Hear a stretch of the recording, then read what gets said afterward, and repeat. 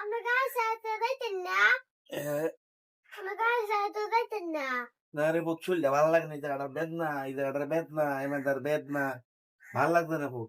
আমি ওর গাড়ি দেখতাম না, আমি ঘুমাইতেই যা। আব্বা হ্যাঁ আমরা কালো হইছি ইলিশ মাছ আনতার বড় ইলিশ মাছ আমরা ওটা ডাল আর ডিম আনুন কিলিগা আরে বাবা রে, তুই যে ইলিশ মাছ শিকারস, ইলিশ মাছ পামু কই? ইলিশ মাছ না, আমি তোর ফাঙ্কাস মাছ আইনা দেই। আজগা বাবা রে যত করতে ডাইল আর ডিম দিয়ে হাইলে গিয়ে আর আলুর ভর্তা, এটা হস্তা এটা বুঝতে না তুই। আব্বার তো জানি রে, আব্বার তো জান দিয়া কামাই যদি কইরি আইনা তোর বরণ পোষণ করন লাগবো।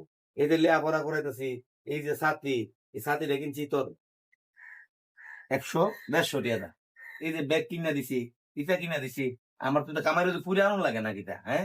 কামাই যদি পুরে আনুন লাগে, তোরা লইয়া আমি কিতা করতাম রে? তোর না ঘুমাইছিলাম রে, পোলাপান রে, জ্বালা রে রে। তোর মাডা কই গেছে? তোর মাডা তোর কে লিগে আমার দিয়ে গেল।